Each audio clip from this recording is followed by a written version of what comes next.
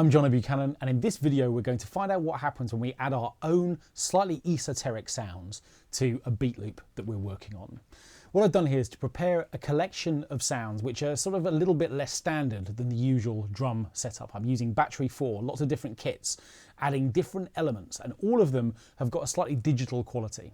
And what I want to do is to enhance these sounds with a sound of my own, something that's kind of a found sound from within this room. Let's hear the mix and then let's talk about the sound that I think might enhance the track overall.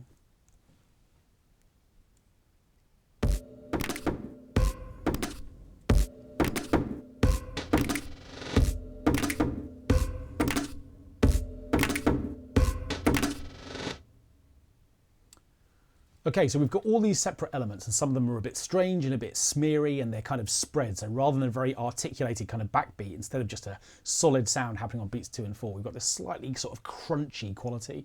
And it's that I want to sort of enhance a little bit. When we think about making recordings, we tend to either think about sort of going out and finding interesting sounds to go and record in remote locations, or we think about more sort of studio-based recordings where we're really creating an environment around making the perfect recording.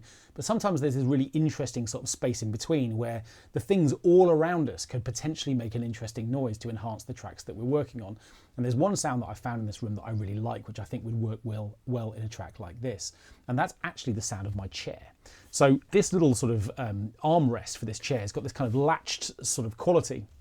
And what I want to try and do is to sort of pick that sound up and do something interesting with it. So you can see that what I've done is to set this microphone up ready to record that sound. And what we're going to do firstly is just kind of monitor that sound and just hear what it sounds like. Now, of course, depending on the way that your audio interface is set up and the way that you work, this might be incredibly straightforward or it might be a little bit more involved. I use the Universal Audio Apollo interface, and the way that that works is it uses a sort of bridging application called Console, which allows me to set up my microphone inputs and then mute Logic because I'm monitoring the sound through Console. So in order to hear this sound, what I'm going to do is to simply press record, but you can see that for me, this particular channel is muted. It's monitoring, in other words, through Console. So what I can do now is to play this sound or begin to manipulate the chair here and see whether or not the sound that I think I'm going to hear is going to sound good through this microphone.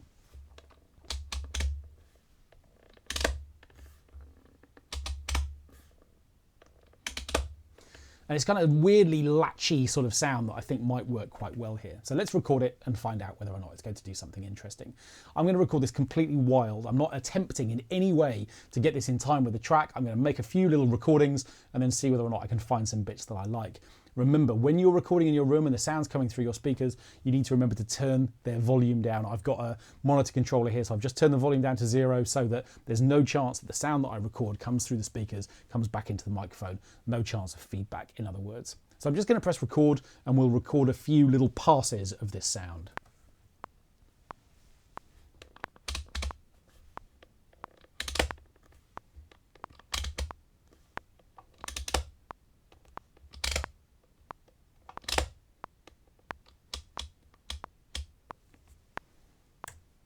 Okay, let's find out. So what I'm going to do is to unmute this channel, turn off the record light first of all, so again there's no chance of feedback.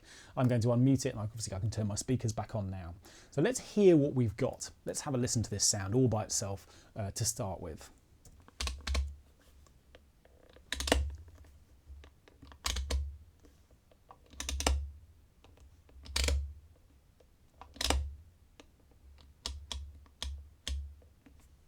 Okay, now if I put an EQ on the sound, I really like that. I think there were some really interesting things in there. I'm going to just drag this back roughly in the direction of my track. But if I put an EQ on this sound, I'm going to use the FabFilter Pro Q3. I think I'll discover that I've got a lot of bass I don't really need. That's just kind of the proximity of the microphone to the chair and the fact that obviously I'm sitting in it, it's connected to the floor. So what I'm going to do is just put a little loop around this sound using Command and U. That sets a loop around the area that you've clicked on or the region that you've clicked on. Then when I press play, I think what we can do is to use EQ just to get rid of the frequency content we're not going to need.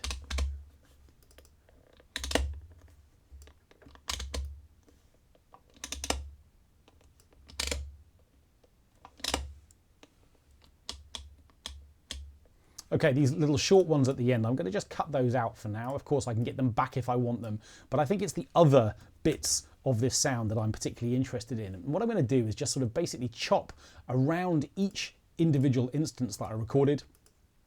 And what we'll do then is to very roughly kind of place them in time with the track. I'm going to come out of solo mode and just think about where I might want these to go.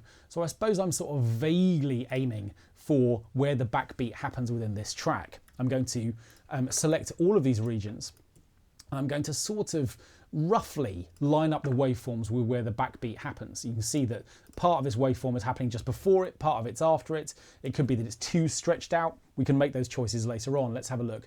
And what I'm going to do is maybe aim for each other one. So in other words, I'll leave this backbeat to play by itself. So I'm sort of vaguely thinking about this area for the next one. Let's put that one there. This one can happen sort of around here. Let's have a look at that, and then maybe look to have a couple at the end and see what that sounds like. Let's mute that last one for a moment as well.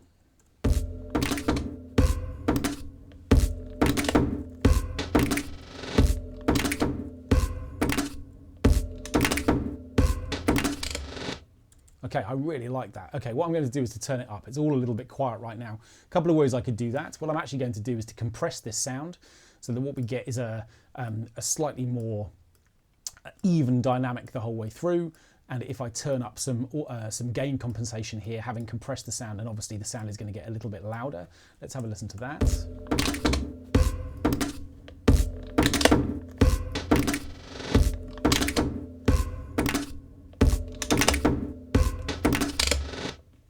Okay, and this one feels a little bit surplus to requirement, so I'll mute that one too. What I'm also going to do is I'm going to just tighten up the start and end points. I'm just doing that by holding down Control at the same time as manipulating the start and end points of each of these regions, because obviously the microphone's active all the way between sort of each performance of the arm of this chair. Never performed the arm of a chair before, so let's just make that clear. But anyway, between each instance of this recording, then obviously the mic's open, so by getting rid of those, then I'm just kind of removing the ambience that's kind of latently there in the mic the whole way through. And what I might also do is just put a little fade in and fade out on the end of each of these files as well, just to kind of contour the way that they start and end. And that feels like it's a nice little addition. Okay, well, I'm enjoying this process, so what I'm going to do actually is to duplicate this track. I'm going to mute this again and turn the volume down. And what we might do is add a second sound, sort of a bit of paper here, which I'm going to just sort of see if I can get some interesting little rustling sounds out of. I suspect that this is going to be a quieter sound. So what I'm going to do is just, again, record an arm and just see what the volume looks like. Okay, I'm going to just adjust my preamp a little bit here. Okay, let's have a go.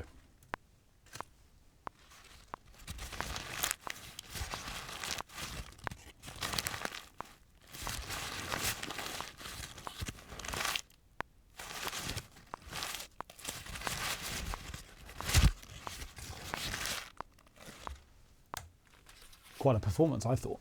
Okay, let's have a look and see whether or not there's anything there that might be useful. Again, we've got obviously the same EQ and compression settings that we had before. Let's just hear this sound and see what we've got.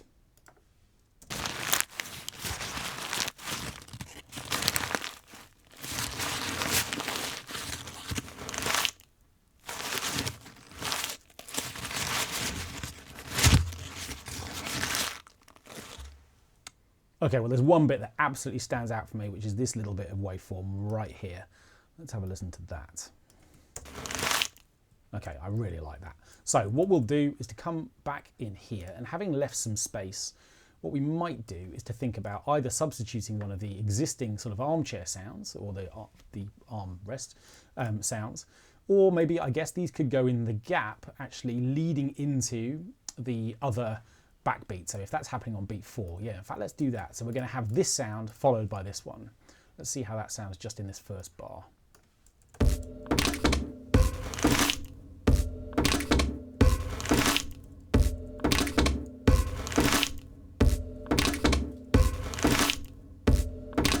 Okay, that's working really nicely. So let's just see what happens when we duplicate that. Now, what I want to do is to have this happen in every single bar within the piece. And so what I want to do is to sort of copy this into bars 3, 4, and 5. Now you can see that if I make this big, in other words, if I zoom in horizontally, it actually becomes quite hard to make sure that the relationship, you can see that if I click on this, this area at the moment, if I look at the screen, I can see that it's asking me whether or not I want to move this region. And when I click on it, it's telling me that the current position is bar 2, beat 3, semiquaver 2, and 43 frames. In other words, it's in this totally arbitrary position within this bar. What I want to do is to copy it to exactly the same position in bar 3, 4, and 5. But if I try simply by copying this and dragging it into the next bar, it'd be very easy for me to forget exactly what number of frames it was, what beat it was, and so on and so forth. So what I'm going to do is to undo that step. And what we can see is that actually the zoom setting itself can really help me copy this from one bar to another. If I make this small enough so that I'm not seeing grid lines between bars 2 and 3, I can just see the crotchet beats. In other words, I can just see beats 2, 3, and 4 before we get into the next bar. Then copying this into the next bar is really easy. All I've got to do is to aim for the same beat that I was using in the previous bar. So in other words, I can see this is just after beat 3. If I put this just after beat 3 in the next bar, it's going to be in the same location as it is in bar 2. And again, of course, I can select both of these and simply do the same thing now into bar 4. So that's a really useful thing, being able to zoom in like that. It makes copying from one location in one bar to the same location in the next bar much more straightforward. And hopefully now we've enhanced this beat groove with 2 of our own sounds.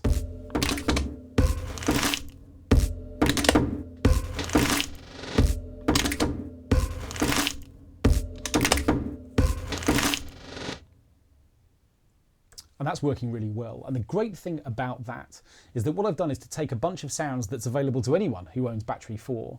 And what I've then done is to say, actually, you know what, I'm going to enhance this with sounds of my own. And we haven't made any grand recordings here. All I've simply done is to set up a microphone and I've pointed it at 2 sort of found sound objects. I've used a little bit of EQ and compression to make sure that they fit nicely within the track. And then I've just used my ears to find a couple of things that I find interesting, and I've sprinkled those into the track to make them kind of more my own, I guess.